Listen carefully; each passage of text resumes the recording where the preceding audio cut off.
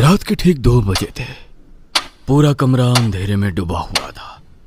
मोमबत्ती की रोशनी में आदित्य किताबों के पन्ने पलट रहा था। उसके माथे से लगातार पसीना बह रहा था। हाथ कांप रहे थे। गला ऐसे सूख चुका था जैसे कई दिनों से पानी ना पिया हो। कमरे में चारों तरफ किताबें बिखरी थीं।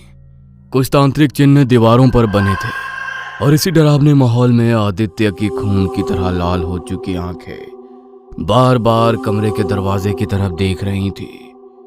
और तभी अचानक उसका फोन बज उठा। आदित्य, बहुत बड़ी गड़बड़ हो गई है। क्या हुआ? प्रिया की बॉडी मॉर्च्यूरी से गायब है। तू कहाँ है अभी? डॉक्टर का फोन आया था। आदित्य की सांस अटक गई। उसने कुछ जवाब नहीं दिया। उसके माथे पर पड़ रही लकीरें और गहरी हुई। और फिर अचानक आदित्य कई सालों से एक दूसरे से प्यार करते थे। आदित्य अपनी फैमिली के साथ प्रिया के घर आया हुआ था। कुछ ही देर में गांव के बुजुर्ग पुरोहित ने दोनों की कुंडली अपने सामने रखी और गणना करने लगे। कुछ देर तक चुपचाप रहने के बाद अचानक उनके चेहरे का रंग बदल गया। ये विवाह नहीं हो सकता। पुजारी की बात सुनकर अभी तक खुशी से खनक रहा कमरा सन्नाटे में बदल गया। क्या मतलब गुरुजी? इन दोनों की कुंडली में विवाह का योग ही नहीं है, और अगर शादी हुई तो बहुत बड़ा अनर्थ होगा। मैं ये सब नहीं मानता। क्या मतलब इन बातों का? बेटा, कुछ चीजें हमारे मानने ना मानने से नहीं बदलती। जो कुंडली में लिखा है सो मैंने बता दिया। मंगल की भारी छाया है तुम्हारे रिश्ते पर। मैं प्रिया से प्यार करता हूं और शादी उसी से करूंगा। ठीक है, फिर ये जान लो कि आगे का रास्ता अंधकार से भरा है। यजमान, अगर आपके बेटे को बात सुननी नहीं थी तो मुझे यहां अपमान के लिए क्यों बुलाया? गलती हो गई जो आपको बुलाया। और हां, आपके इस अंधकार से मुझे कोई डर नहीं। जो होगा मैं देख लूंगा। पुजारी जी वहां से चले गए और बिना किसी की सहमति के जल्द ही आदित्य की शादी प्रिया के साथ हो गई। शादी के बाद बेटा, एक बार गांव जाकर कुल देवता की पूजा कर लो। हमारे भी मन को शांति रहेगी। और हाँ, तुम्हारे शादी के फैसले के बाद मैंने पुरोहित जी से बात की थी। उन्होंने मंगल शांति की विधि बताई है। गांव में सब व्यवस्था हो गई है। बस तुम्हें वहां जाकर सच्चे मन से विधि पूरी करनी है। ठीक है माँ, तुम्हारी खुशी के लिए कर दूंगा ये भी। दोनों गांव जाने के लिए निकल पड़े थे। पूरे 12 घंटे का रास्ता तय करके वे गांव पहुंचने ही वाले थे कि तभी सामने से तेज रफ्तार ट्रक उनकी तरफ आता दिखाई दिया। आदित्य ने बचने की बहुत कोशिश की, लेकिन एक भयानक टक्कर हुई और फिर उनकी आंखों के आगे अंधेरा छा गया। जब आदित्य की आंख खुली तो वो अस्पताल में था। उसके सिर पर पट्टी बंधी थी और उसका अंग अंग दर्द से टूट रहा था। प्रिया कहाँ है? देखिए, हमें अफसोस है, आपकी पत्नी की मौके पर ही मौत हो गई थी। क्या? ये नहीं हो सकता। आपके घर पर खबर कर दी है, लेकिन मौसम खराब होने के कारण कल शाम से पहले कोई पहुंच नहीं सकेगा, इसलिए शव को मॉर्चुरी में रखवा दिया है।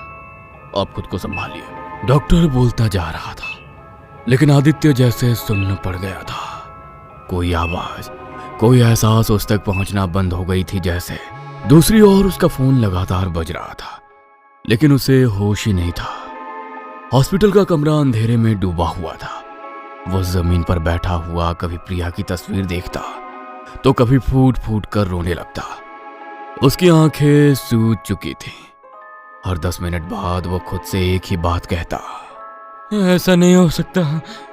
प्रिया मुझे छोड़कर नहीं जा सकती। प्रिया, मेरी प्रिया। एक बात सच सच बताओ, प्यार करती हो ना मुझसे? बहुत ज्यादा। तुम सोच भी नहीं सकते उतना प्यार करती हूँ। तुम्हें पाने के लिए किसी भी हद तक जाने को तैयार हूँ मैं। सोच लो, प्यार करोगे तो हदों को पार करके निभाना पड़ेगा।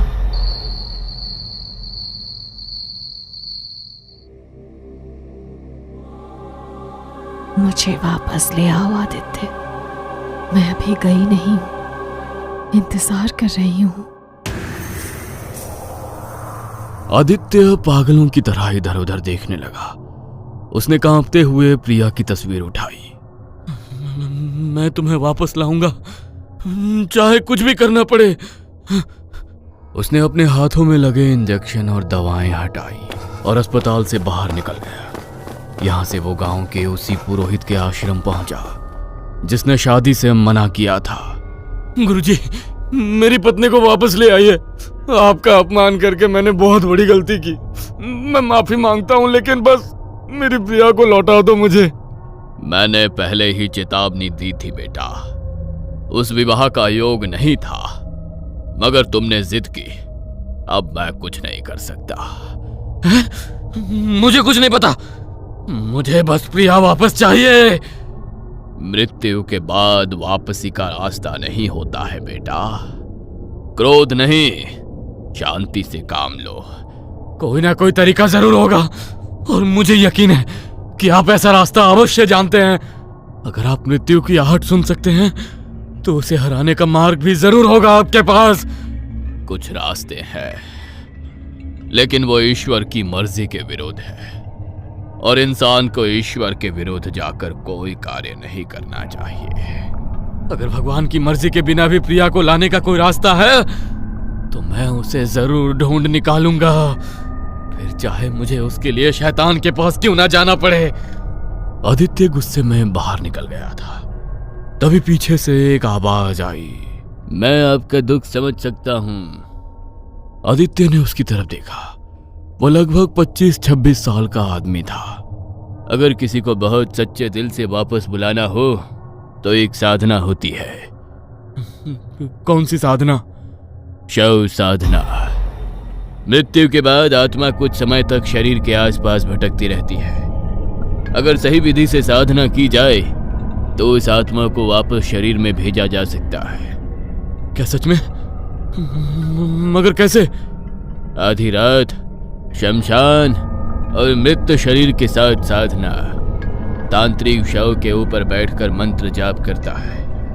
कहा जाता है कि अगर साधना सफल हुई तो मृत आत्मा जवाब देने लगती है, लेकिन अगर साधना टूट जाए या डर हावी हो जाए तो आत्मा वापस नहीं जाती। फिर वो उसी इंसान के साथ जुड़ जाती हैं जिसने उसे बुलाया हो। बहुत लोग इस साधना को करने में ही पागल हो गए। कुछ की मौत हो गई, लेकिन कुछ लोग अपने बिछड़ों को वापस भी लाए थे। तो अगर तुम्हारा प्यार सच्चा होगा तो ये अपनी पत्नी को वापस लाने का तुम्हारा आखिरी मौका है। ये किताबें ले जाओ, शायद तुम्हारे काम आएंगी। उस लड़के की बातें आदित्य के कान में किसी कैसेट की तरह लगातार बज रही थी। वो गांव के अपने घर में पहुंचा।